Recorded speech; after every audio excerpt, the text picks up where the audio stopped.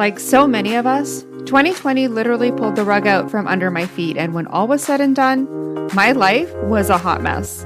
And now here I am at 40-something, healing from depression and anxiety, doing my best to live my best hot mess life, all while making some magic and miracles along the way, using the same sacred feminine principles that I've been preaching for so long. And now I get to share all of that with you. My name is Maria, aka the Femme Coach, and you're listening to the FemmeCast Podcast, the podcast for wild, sassy, and spiritual women who are ready to tap into their sacred feminine superpowers to live their best hot mess life. This podcast is listener discretion advised for mature content and coarse language.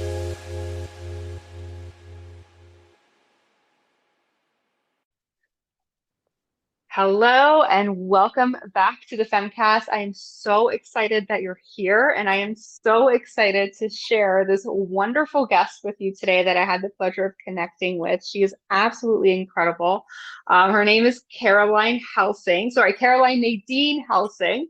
And she's just the most amazing and inspiring human. And she's created this wonderful book, which she wrote when she was going through the process of grieving the loss of her mom.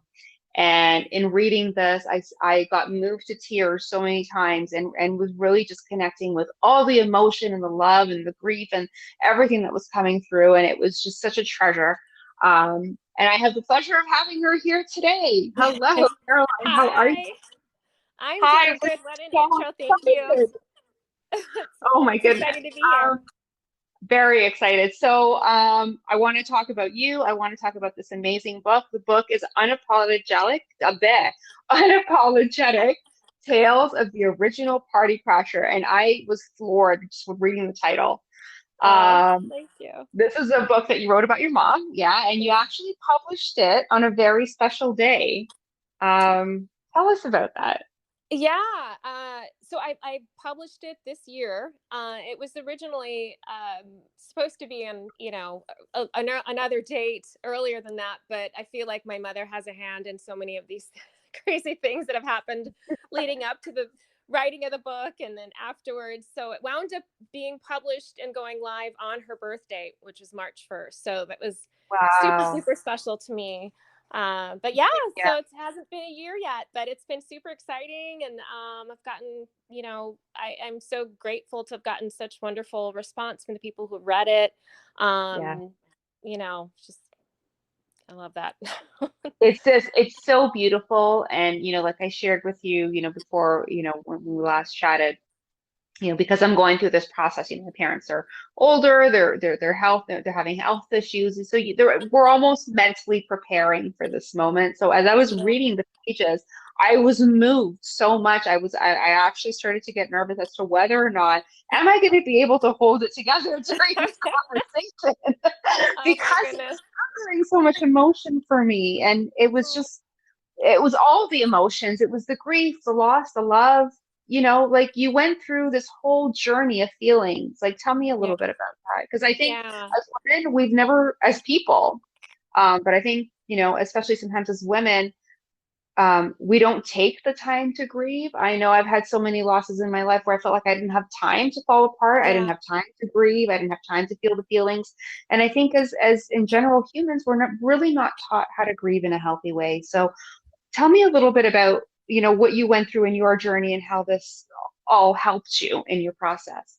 Yeah. Well, I have to say, I think 2020 was partly the reason why I was grieving for everybody. Right?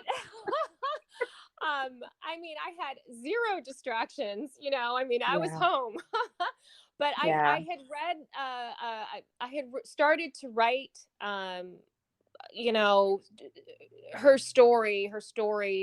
our stories together in November, December of 2019. And, it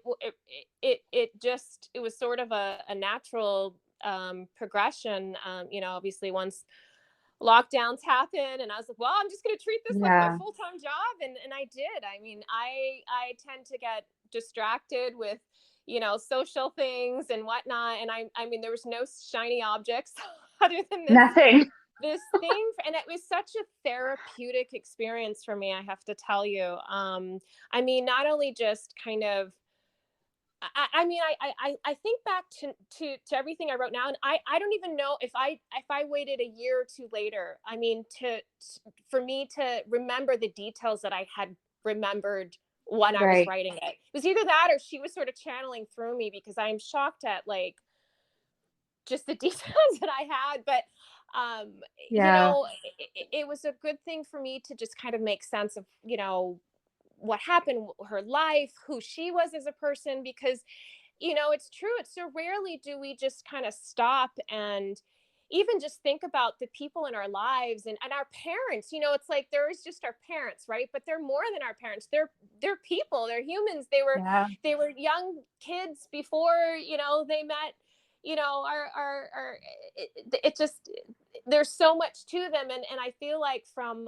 my just talking to her friends, to you know, our relatives, to my father, I got to know a little bit more about her than, you know, I'd known while she was still here. And I just kind of putting Yeah. everything together, it was nice. It was kind of like my tribute to her, but it was also Oh, therapeutic for me.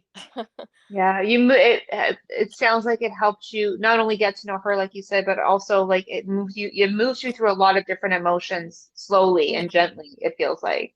Yeah, thank you. Yeah.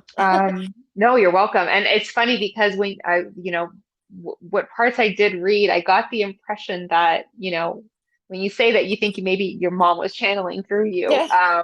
I got the impression that she was somebody who she had this amazing life and she just wanted the world to know and wanted to make, and maybe she is in some way channeling all that energy through you so that the world can know how amazing her life actually was, because she really was the original party crasher. She truly was. I can talk about that. But yeah, I mean, she had just an amazing presence, Yeah, more than anything. And she was a character.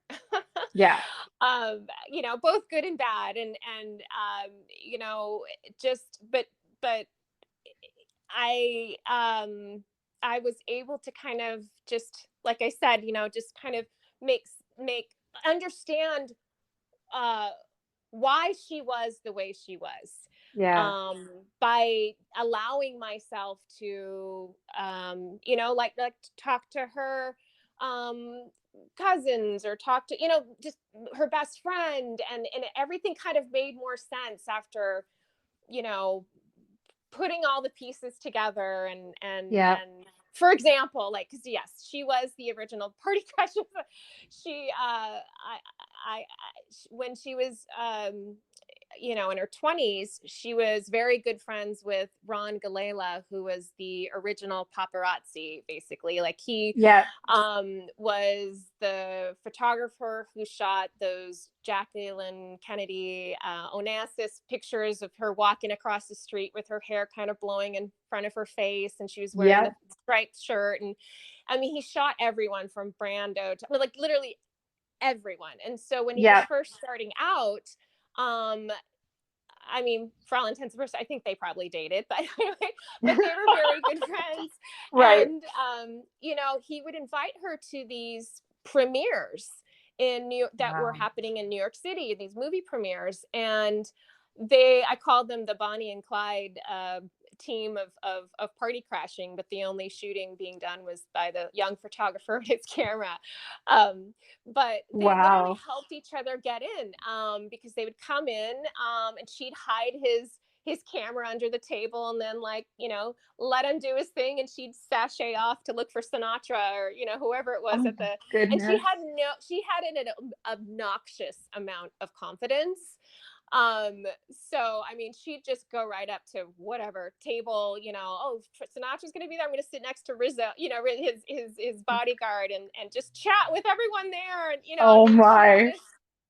she just didn't care. And I mean, that's one thing that it's like I mentioned, there's so many lessons she taught me. I mean, she was Yeah. not your typical mother, as I'm pretty sure you can probably gather.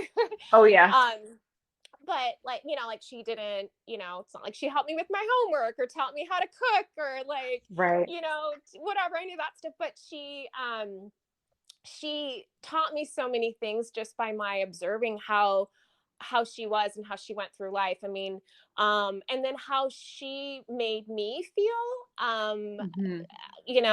like I could do anything. I mean, she instilled so much confidence in me that I love that. I've been able to try so many different things throughout my life. And I never felt like, oh God, well, of course I'm human. Of course, yes, I am I going to fail or whatever, but in a way, it doesn't necessarily stop me and I think it's because, I always kind of knew that I had that love to fall back on, if that makes sense. Yeah. No, Um, absolutely so it I'm does. great. Yeah. And so, but she was definitely, a character and a half, and completely opposite from my father, who was literally the exact opposite. I mean, he's a wonderful man, but like my mother's from the big city, New York City, and my dad's from a Yeah. small town. My mother was a professional dancer. She used to dance for the Lou Walters Review, which is there's like a Wow. showgirl in Miami. My dad grew up in a family where, it was more like Footloose, like Yeah. dancing is just, you don't do that. Oh my That doesn't God. So happen around here. yeah. So, Wow. but they just, he grounded her, and she just made life exciting. Yeah. You know, Opposites, right? um, Opposites. yeah, completely. So it was fun to grow up in that, with that, I guess, as a child. Amazing.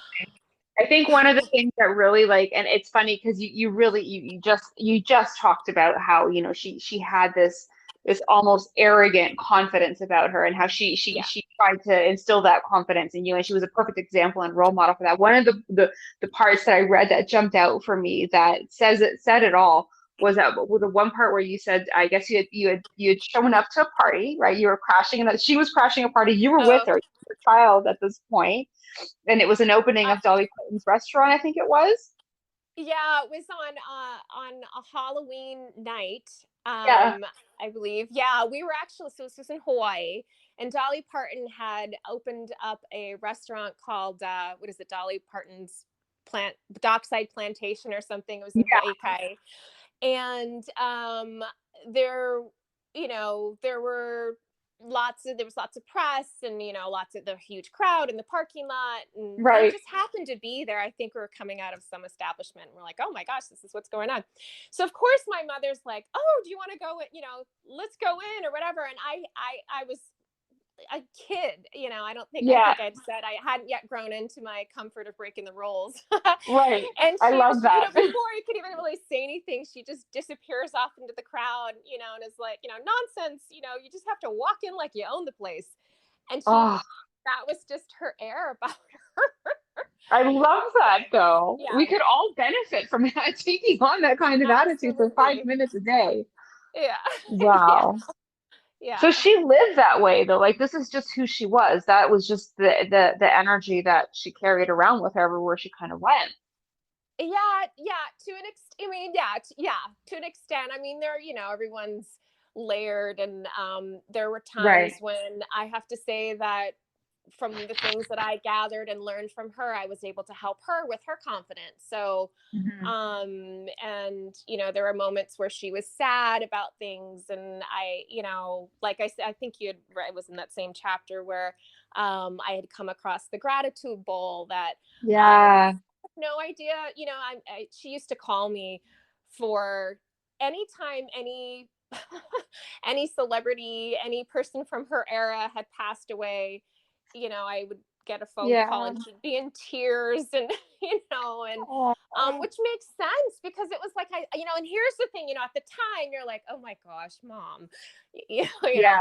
it's okay, but I now, upon reflection, and this is what's so beautiful about doing something like this, about my doing this, was I understood why she was so distraught, because these are basically the people that kind of like raised her in a way, Yeah. and it's like a part of her was, she was losing a piece of her when a piece of her era was, Yeah. was leaving. So, but there was a moment where, I don't know, I think I was telling her, the things that I would do when I got sad. And of course I would get sad.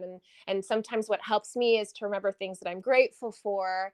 And I have this, gratitude jar. And I told her that at the end of the year, my husband and I will open it up, we'll throughout the year, we'll put in things that we'll write it down on a little piece of paper, things that we're grateful for.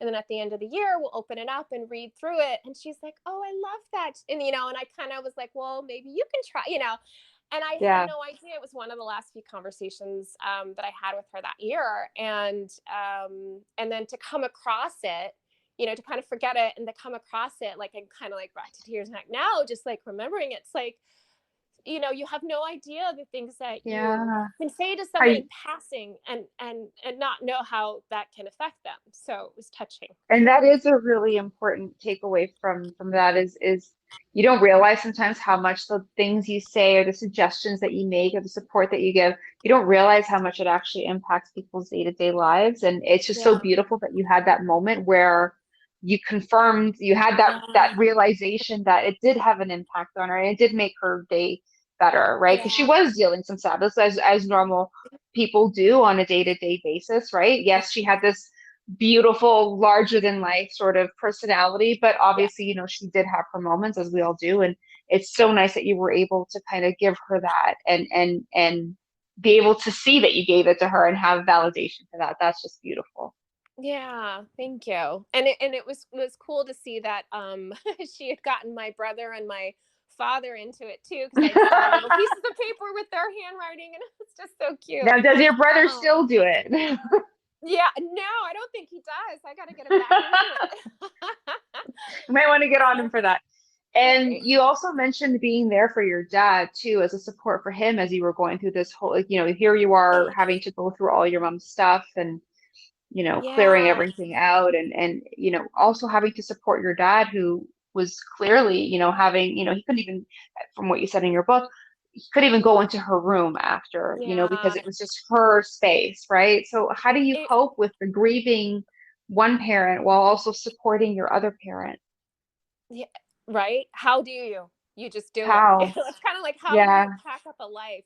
How the heck do you do that? You just, there's no way, but you just somehow do it. I don't know if this was in the book, but they were married for 50 years. Wow. And she went into hospice on their 50th wedding anniversary. So there were so many, and it's like coming upon that time of year, when she went into the hospital on Christmas Day. She went into hospice on their anniversary, and then she died on New Year's Day. And there's something that it's like to bring light to it in order to get, I try and bring laughter, whatever, through really difficult things. But I have to say, she always loved a good party. So of course she'd wait until New Year's, to go out with a big bang. Of course. But yeah, I mean, it was a lot, I can't even imagine being with the same person for that long and then losing them in your life. Like, what do you do, So, I mean, the gathering and the kind of packing up and, of her things. Oh, that's I don't know if you hear my dog. Daisy. No worries. She is Hi, the Daisy. quintessential, I say, photo bomber. And anytime I'm on a podcast, Daisy, no. She wants to have her say. Right. Well, oh my goodness, I might have to get my husband. Daisy, Okay. No worries. We can edit that part out. It's okay. It's all good. I'm gonna Daisy, see Daddy. Let's go outside. Okay, go there. Okay, I'm gonna close the door. Okay, we're good. Okay, so she, like I said, she was, they were married for 50 years, and it was a lot for my father to process. And so I took care of all of her, the dealing with all of her things, and I walk into their room, which it's almost like, for all intents and purposes, it was like her room that had her ethos in every corner. And I mean, to see the pills still in a little jar on the nightstand to see her slippers still by the bed, and her, like just like Oh things that my. literally he had not touched. And this was Yeah. months later. So, uh,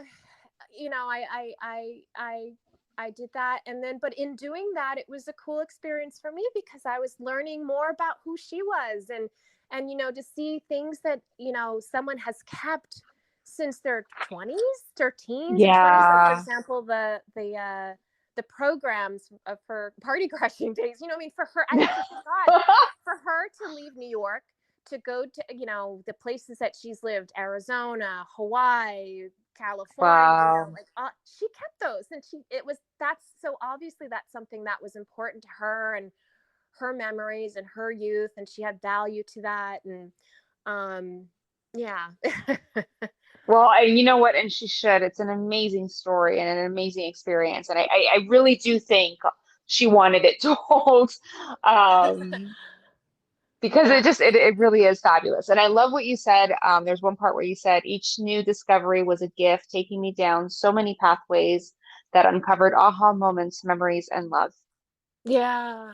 Yeah, just seeing photographs of her, and I mean, some of the Yeah. photographs were of her in a towel, and nothing but a towel and like heels, cooking or washing the dishes over the highway, of course, or just whatever, her when she was living in South Beach, dancing at the Carry-On Hotel as a showgirl. um, Wow. yeah, just What do you think was the most like, what was the most like mind-blowing thing that you found as you were going through her stuff, do you think? Aside from the well, like 1,000 like A-list celebrities of there, of the era. there is something that I that was in another chapter that in cleaning up her things and going through everything, I had written about coming across this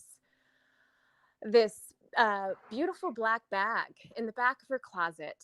And, I'm taking things out and laying them, on the bed, and I'm making piles and, keeping or maybe donating or that, as you do. And Yeah. I remember going back to the bag and, just opening it up. And then my jaw nearly hits the floor because what was in it were stacks and stacks of like cash. Oh, And wow. it's funny because it was like, this is the way that of course she didn't do anything normally, so of course she would No. bequeath her thing or, I mean but I learned from my father that she had only like I don't know, I can't remember the year how old she was, but it was quite late there. She had opened up a savings account, um, and or a checking account. And I go, Wow. well, at first I'm like, okay, this is part of her quirk, right? Her quirks. And Right. but then I go, well, as I look into it, I learned that it wasn't until the 1970s that a woman was even allowed to have her open up her own checking account apart from her husband. Yeah. So there were so many things and so I'm like, okay, then I started thinking about it. It's like if a young girl grows up, most of your how you look at life, how you look at yourself as a person, as opportunities for yourself and whatnot, kind of are instilled in the first few years of life. Yeah. Girls in that era, young girls, if they're growing up going, okay, well, a bank account is just for men or whatever, you know what I mean? Like, I'm just going to Yeah. keep my money in a shoebox or whatever. Like, yes, of course I can make money and but it's like you cash it. You can't really, I mean, you can't have like your own credit card or whatever unless you're married, No. like things like that. So those ways of thinking are kind of like ingrained in you, if I'm making any Yeah. sense. And so I'm like, okay, that kind No, of makes sense. absolutely. Why she didn't even want to be bothered. Why mess with the system? She's got a bag in the closet. It's what I It mean? works. So It's a I good came across system. a couple of those finds. So if you ask, so funny though, that was probably the most mind blowing thing. Um, Wow. yeah. Different And then worlds. like a safe deposit, you know what I mean? That kind of thing. But, you know, I thought also something that my father had come across was pretty, special and kind of mind blowing too. My parents, you know, I don't remember how I remember I was quite young when I noticed that they weren't wearing their wedding bands. And I mean they had them, and then they like, I guess, you know, maybe my mother made took hers off to make room for shinier, you know, bigger baubles, I don't know. And maybe they had a fight, I have no idea, I'm like speculating. But I mean, you know, I knew they were always very much in love, but for whatever reason, like they didn't always have the band. And okay, that's fine, whatever, who cares. But they had lost it. My father said these were lost for years and years. And Oh, after she wow. passed, they were found together. And that's another thing. It's like, wow, that's so cool. Like, I don't know, I mean, what are the chances? So kind of looked at it like that was her way of saying that they'll always be together, you know, even in death. Because they were very much in love. That's So so beautiful and so perfect timing too yeah, for that. yeah. Wow. He must have been really moved by that when did you find them or did he find them? He found them. He found them. Yeah. Wow. Yeah. Yeah. So, That is beautiful. yeah. Yeah.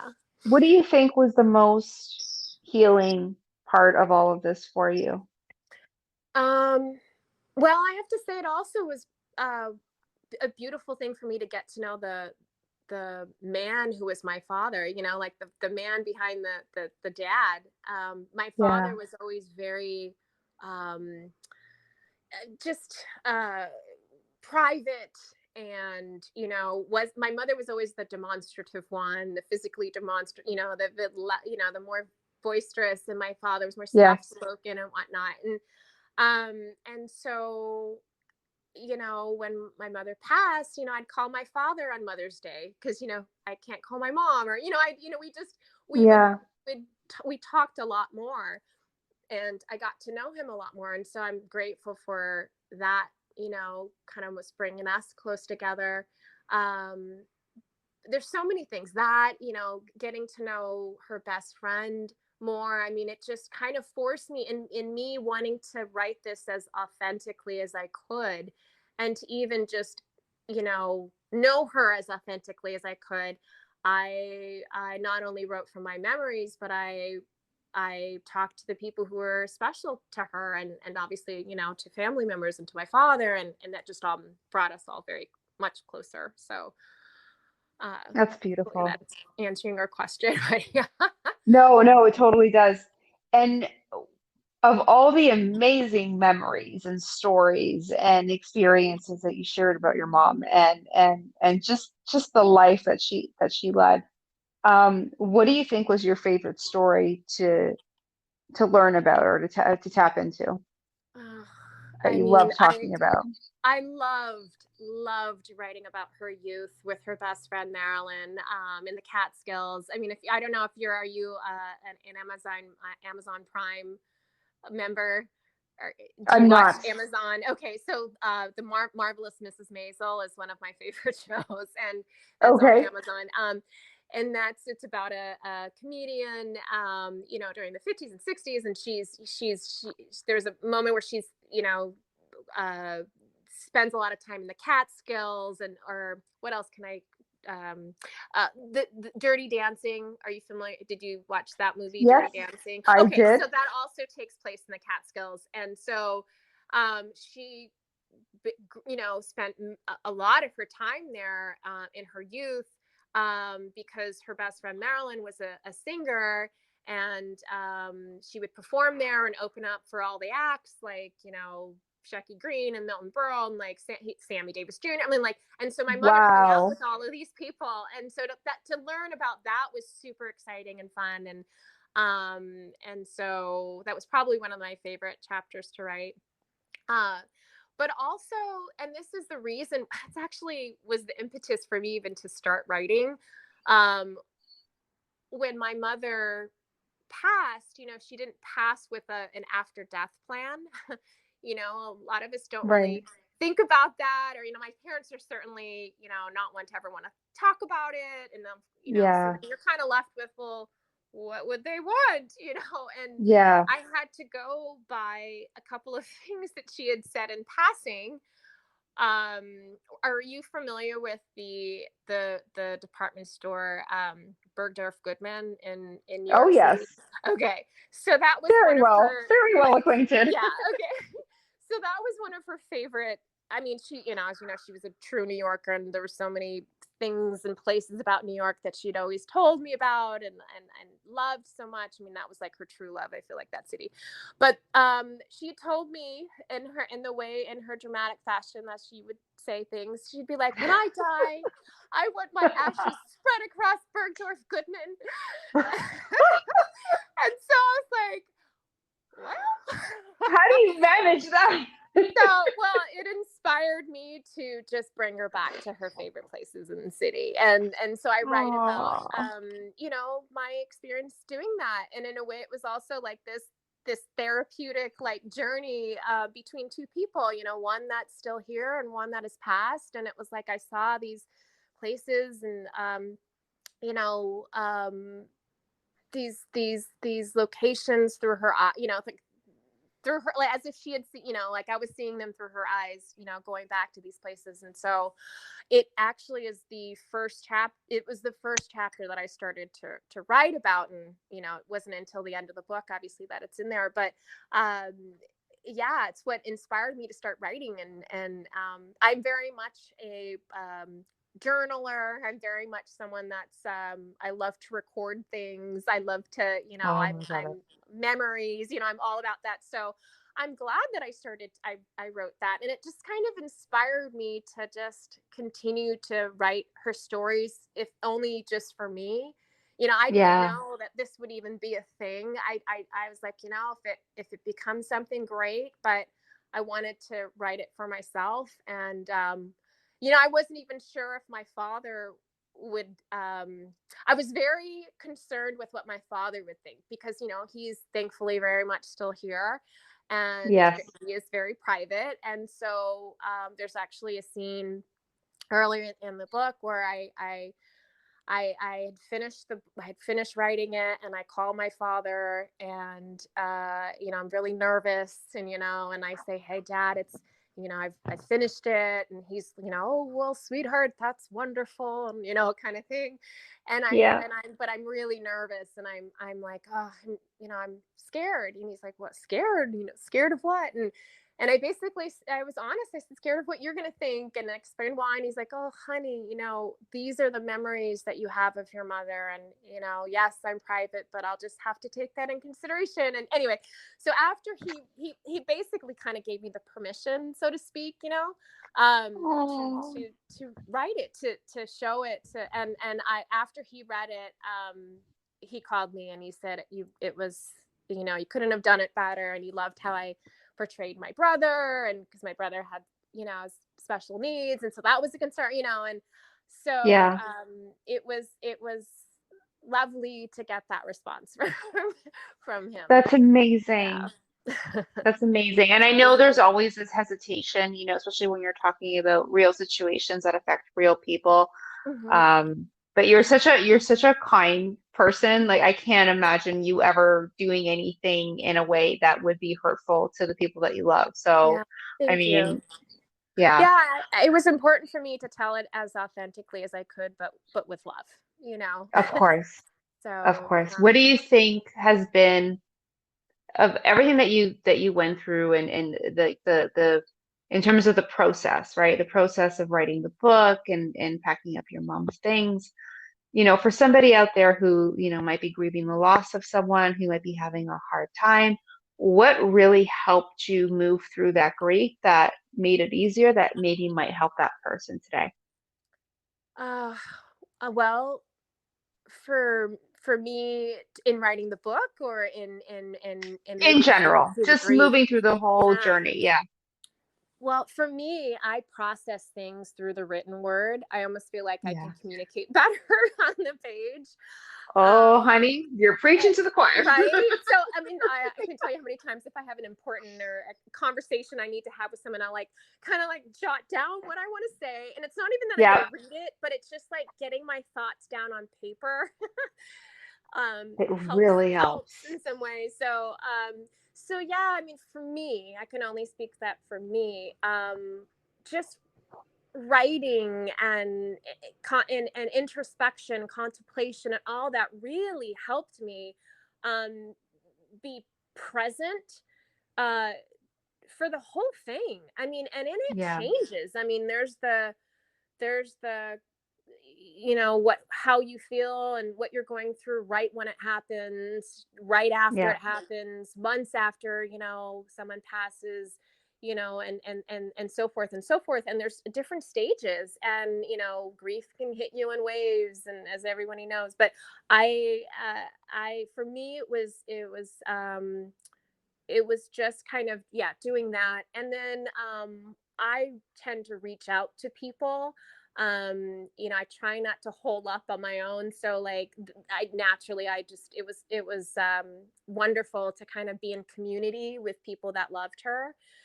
yeah. Um, and then to answer the question in a way of how did I actually, what the process was in writing, I actually have to say that I had formed a writers group that just before COVID, just before the lockdowns, pandemic, and I at first I was the one, the only one that was not living in LA, that had to drive up and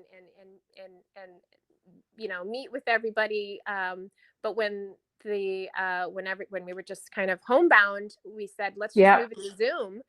And we had a weekly Zoom check-in every Saturday, and everyone would sort of submit something that they're working on. And I was the only one that was actually working on a book, but I Oh, used that wow. to, yeah, I used that to kind of just be my, in the back of my mind, so I've got people that are waiting on, and it didn't matter if I did submit something, nobody would care. But that was my, that was That my was your way. accountability Yeah, check-in, it was my basically. accountability. Yeah.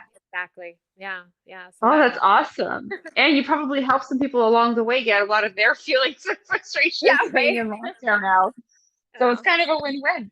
yeah. Um, okay, your mom's life is just incredible. The stories were incredible. Which one do you think she wants the world to know the most? Like of all the celebrities and parties, celebrities she met and parties that she crashed, which one do you think she wants the world to know? Say, hey, I was here. I was with this person. Yeah, I mean, it's hard to pick one. And probably her youth and her party crashing days. I actually opened the book up with a conversation that I had with an intuitive, a psychic. Yeah. I was Hmm. like, I happened to talk with one, and I just, you want to know, is she okay? Is your mom, Yeah. what are they doing now? And I didn't even have to ask any of those questions. She automatically was like, your mother, she passed. And then, and she's like, was she just the life of the party? And that's sort of how I open it up. And because it's like I'm speaking to a woman that did not know my mother, yet somehow knew everything about her. And Yeah. so, and it's like she saw her, she was in her 20s. They say if you are able to reach someone that way, um like a medium, that Yes. they are able to reach the person at the age that they see themselves. And Yes. so she reached her in her 20s, and so I think she always saw herself, in her 20s. It's funny. Even I have a running joke in my book too, where my best friend's mother, growing up, my best friends, when they first met, she asked how old she was, and my mother's like, how old are you? And she's like, I don't know, 30 or whatever. And she's like, yeah, I'm 32. And then and she was a lot older. And then I think like if years later the same question came up, but she was still 30, like she'd forgotten to like change her. Oh, my So mom did that. My mom was 37 for like 10 years. forever, yeah, yeah. And Mom, she how come just you're still 37? exactly. And she wound up moving to Palm Springs, and at the end, and she was like, oh, this town, there's so many old people, you know, like she Oh knows my me God. older than she was, you know, and she's like, oh, you know, but that's part of her charm. That was part of, I think, what made her internal, you know, made her ethos so youthful. Like she was, Yeah. her body may have, you know, but she was still so youthful Yeah. until the end. So yeah. And that is so beautiful. And it really is a mindset. Like if you Yeah. believe that you feel young and you believe that you're young, then you're still, the life is still there. You are, Yeah. like, it's just, it really is just all in the mindset, right? Yeah. And I think, and that really came through when you were reading those pages. Like it Yeah. came through I'm here, I'm larger than life. Yeah. You're You welcome. know, I'm here. and Yeah. yeah, exactly. I'm here. You're welcome. Yeah. Yeah. Exactly. I'm blown away, like, by, your mom's, just that whole aura of liveliness, that comes through these pages, and just your love for her and how much love you brought to this process and peace and healing. And, I thank you for that because, like I said in the beginning, so many of us are so uncomfortable with grieving. We don't give ourselves time to feel the emotions, and when we do, we don't allow ourselves the space to do it in a really healthy and nurturing way. And you really did that, and you took the time that you needed to do it. Yeah. And I applaud you for that. And I hope that, as women read this book, I hope they get that powerful piece from it, that permission to just grieve and go through the process, and go through it like a healing experience, Yeah. as it's meant to be, because it really is, the way you handled it. And I'm sure there were moments where you thought, I won't get through this moment Oh, the way I'm absolutely. feeling Half the right time now. I'm writing it through tears, but Yeah. yeah. And it shows because there's so much love in the words that are on the page that, I mean, it's to be expected that there were times that were really difficult in getting that message out, but you did, and you did it in a very loving way, and in a very healing way for you. And I think we can all learn to, I think the lesson really is to take our time with the grieving process and not try and rush through it so quickly as we often try to. We always, we put a deadline, right? Okay, I'm going to allow myself a couple of weeks to grieve, and then I got to get back to, normal life kind of thing, right? I think Yeah. when you go through it intentionally and slowly and allow it to just go through its own sort of life cycle, Yeah. and just inject it with as much love as you can and be as real as you can with what you're feeling, I think is also really important in that process. Yeah. It's so true. I mean, and Yeah. I have to say I had the luxury to do that though, and I understand not everybody has the luxury of time. So grieving, Yeah. can look differently for different people, and I think you just do the best you can. I mean, Yeah. community is huge. But even like, maybe journaling something every night or Yeah. whatever it is, lighting a candle in the morning, with your cup of coffee before you leave for work and just remembering them, is huge. And honestly, even before someone passes, for me, it's like, gosh, you know, talk to them, interview your family. I mean, this is for you too, right? You said you're going, Yes. talk to them, and find out, because honestly, I have to tell you, it's like when they're no longer here, you're going to be like, oh, I wish I asked him that, or I wish I knew this, Yeah. or how did they get to America, or whatever, whatever. I mean, Yeah. for me, I love that. I just always want to know, but like, and Oh, then I think it'll bring you closer, and you'll be so grateful that you've been able to do that. thank you so So much. That it's very, I'm trying not to cry right now. me It's too. happening.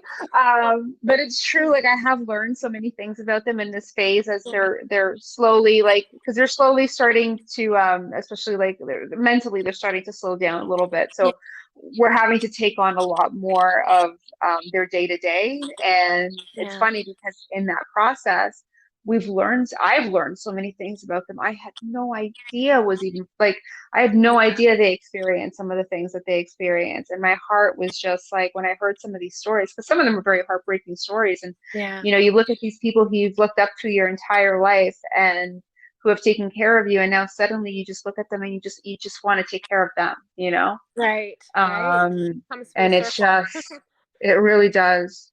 It really does. And then there's moments where there's frustration and you're tired and it's late and maybe some hurtful, as they start to slip, sometimes hurtful things are said.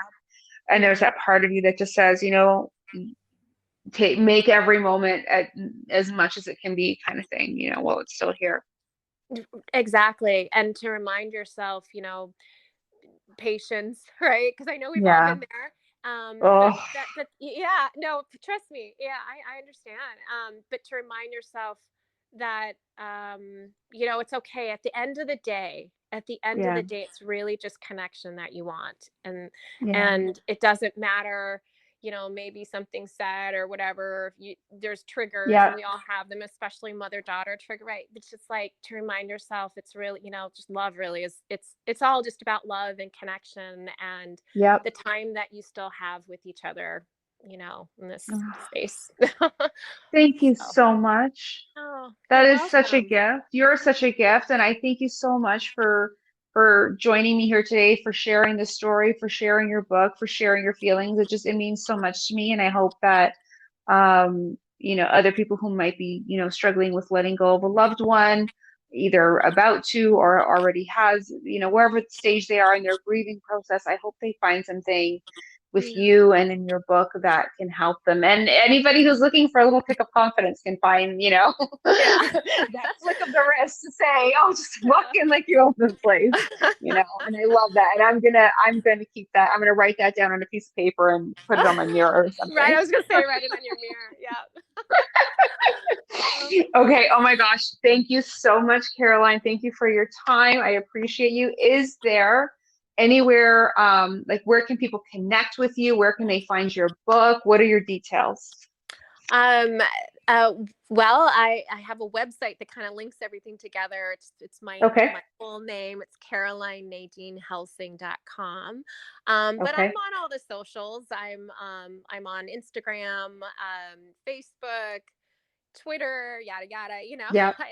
People have been saying you need to get on what is that, TikTok, and I'm like, oh, I've got. Oh my gosh, I can't do it. Don't quite understand it, but I'm trying. But I'm most active on Instagram, and there aren't. I made a decision to not have photographs in the book, because I thought your imagination was a lot more powerful.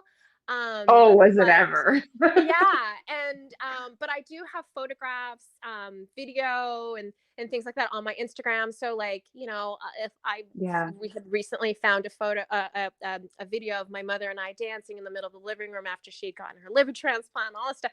And, it was so, and so like, I've had a lot of messages from people saying, I'm reading your book now. And like, it's so cool to kind of like see the photos on Instagram as I'm reading it or the video or whatnot. And I write it also in real time sometimes. So it's, so it's just kind of like a nice accompaniment, but. Oh my goodness. That is amazing. Well, we're going to include the details to the book and to the website, in the show notes. If people are listening to this on the podcast, all the links will be there. And we'll put your hashtags and everything so that people can find you. So if anyone's looking to connect with Caroline, please go over to the website at www.thefemmecoach.com and go over to the podcast. Everything will be in the show notes for you. If you want to connect with her, if you want to get a copy of the book. Again, the name of the book is Unapologetic: Tales of the Original Party Crasher.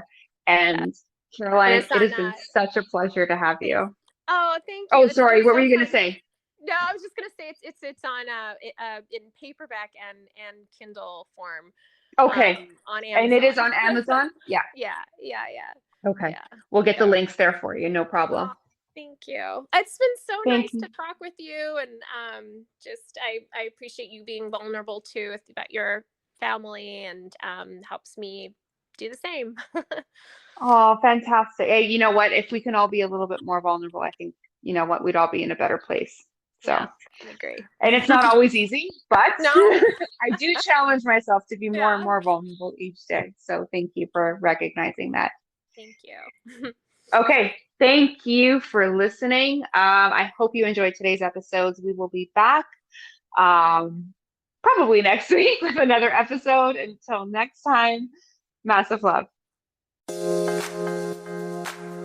You've been listening to the FemmeCast Podcast. Thank you so much for tuning in. If you enjoyed this episode, please follow and share.